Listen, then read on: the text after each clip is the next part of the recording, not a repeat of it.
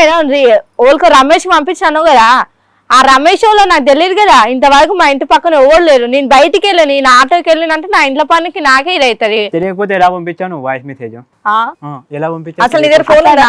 నీ దగ్గర ఫోన్ ఉందా? ఉంది మేడం, ఫోన్ ఉంది. ఆ రోజు రీఛార్జ్ అయిపోయింది, రీఛార్జ్ అయిపోతే నెట్ లేదు. ఫోన్ ఉంది, రీఛార్జ్ లేదు, నెట్ లేదు, సో పంపించలేదని నువ్వు అంటావు.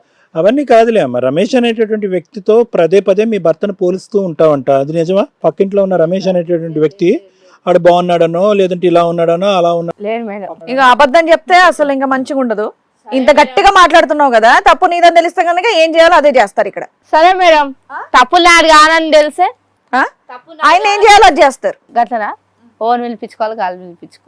ఎవరిని పిలుద్దాం చెప్పు. ఆయన చెల్లెనో గిల్లెనో అంటున్నాగా, ఆమెను మాట్లాడిపిద్దాం. వచ్చింది, ఆమెను కూడా పిలిపిస్తా. మాట్లాడండి. ఏంటి మీ చెల్లి పేరు ఏంటి? సరోజ మేడం. ఆమె పేరు సరోజ. సరోజ. సరోజ రామ్మా.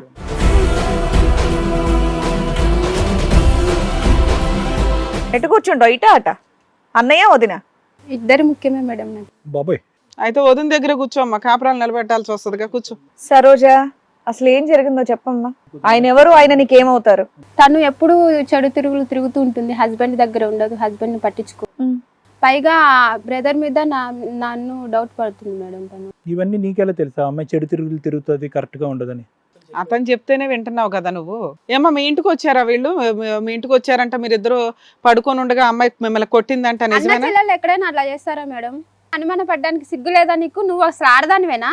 నువ్వు కూడా ఇలాగ మీ అన్నల మీద రిలేషన్ పెట్టుకున్నావా? అసలు నీ మూలంగా తను అలా అయిపోయాడు. ఎలా ఉన్నవాడు ఎలా అయ్యాడో చూడు.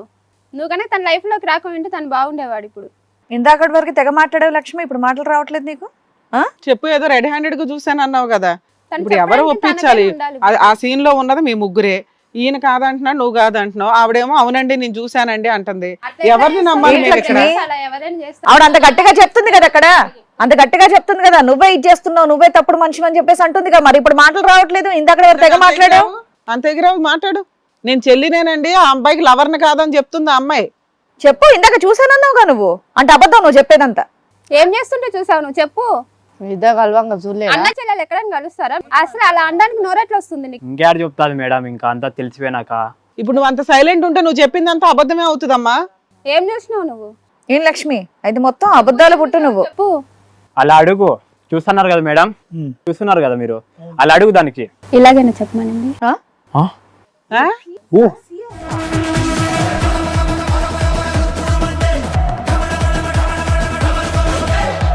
ఏంటి అలాగే చెప్పమంట? ఎందుకు ఆ మాట ఎందుకు వచ్చింది ఇప్పుడు? ఏం మాట్లాడుతున్నావు నువ్వు?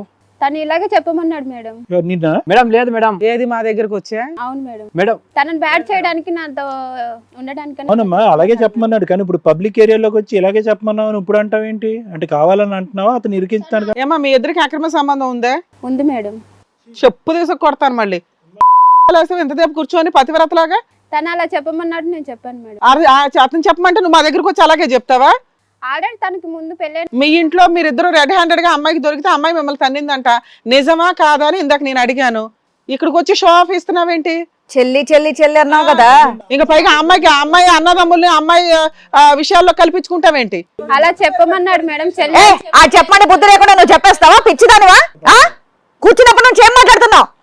అన్న చెల్లెల మధ్య ఇలాంటి సంబంధం ఉంటుందని తెగ గట్టిగా మాట్లాడుతున్నావు పిల్లతో అప్పటి నుంచి. నువ్వు తను అలా మూతిపల్లి రాళ్ళు కొడతాను ఎక్కువ మాట్లాడేవంటే. చెప్పమంటే చెప్పేస్తావా? వాయివర్సలు లేవా నీకు?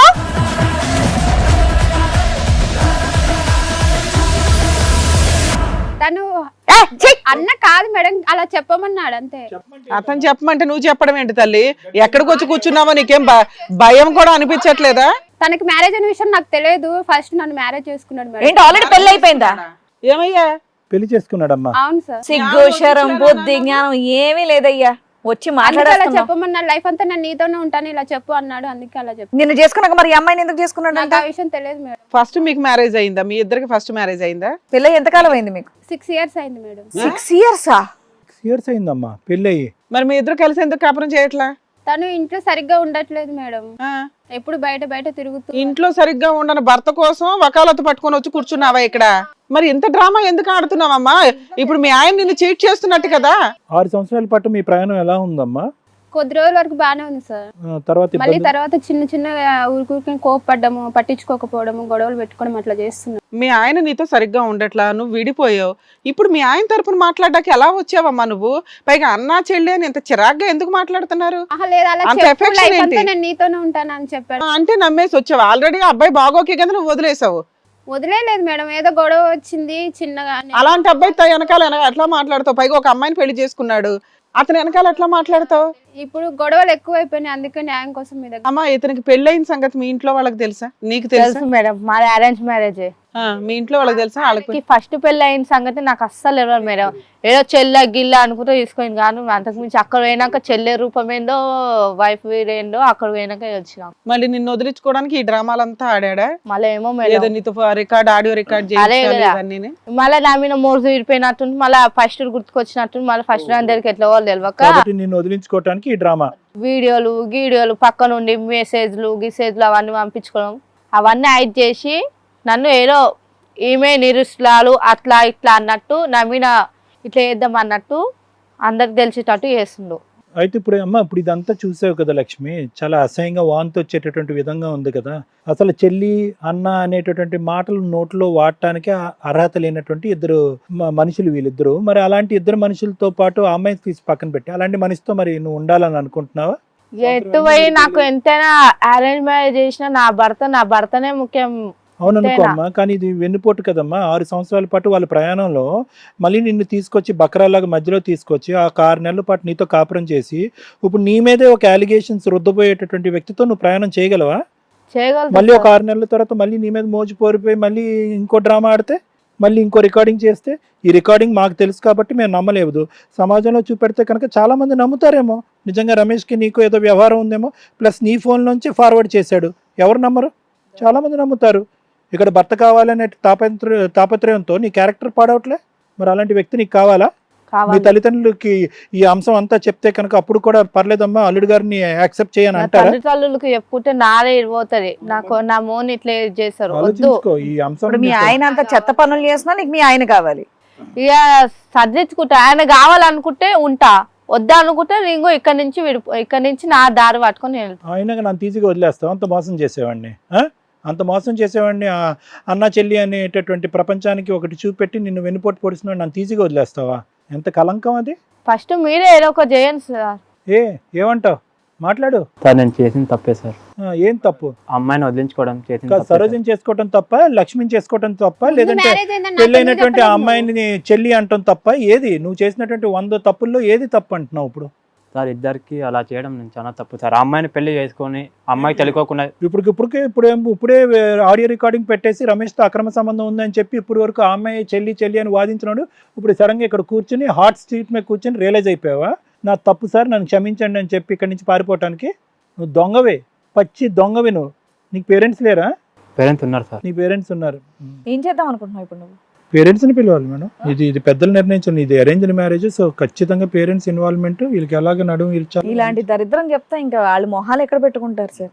మేడం మీరే ఏదో ఒక న్యాయం చేయాలి మేడం. అన్నం పుణ్యం తెలియని నా మీద ఇంత గలీజ్ చేసేస్తున్నారు. హిట్ టీవీ యాప్, ఇందులో short news, live news, entertainment shows, movies, digital magazines తో పాటు మీ జిల్లా వార్తలను కూడా ఫ్రీగా చూడొచ్చు. అంతేకాదు కేజీ నుంచి పీజీ వరకు విద్యార్థులకు స్కాలర్షిప్ కూడా అందిస్తున్నాం. ప్రతి వారం 10 మందికి లక్కీ డ్రా ద్వారా ఒక్కొక్కరికి 10,000 రూపాయలు అందిస్తున్నాం. ఇంకెందుకు ఆలస్యం, వెంటనే హిట్ టీవీ యాప్ ని డౌన్లోడ్ చేసుకుని ఫ్రీగా ఎంటర్టైన్మెంట్ పొందండి. Hit TV app. Hit TV app. Please download hit TV app. Hit TV app ని ఫ్రీగా డౌన్లోడ్ చేసుకొని ఎంజాయ్ చేయండి. మీకు నచ్చిన ఎంటర్టైన్మెంట్ కోసం హిట్ టీవీ యాప్ ని ఫ్రీగా డౌన్లోడ్ చేసుకొని ఎంజాయ్ చేయండి. హిట్ టీవీ యాప్ ని డౌన్లోడ్ చేసుకుని ఆస్వాదించండి, ఆశీర్వదించండి. ఇంతమంది సెలబ్రిటీలు హిట్ టీవీ యాప్ ని డౌన్లోడ్ చేసుకోండి అని చెప్తున్నారంటే ఎంత మంచి యాప్ ఆలోచించండి. అమెరికాలో చదవాలనుకునే వాళ్ళకి విశ్వసనీయమైన పేరు మన శౌర్య కన్సల్టెన్సీ. UK లో 1 year masters. UK లో 1 year masters. 2 years work permit up to 5 years visa. Contact Saurya Consultancy. Contact 89851 89851.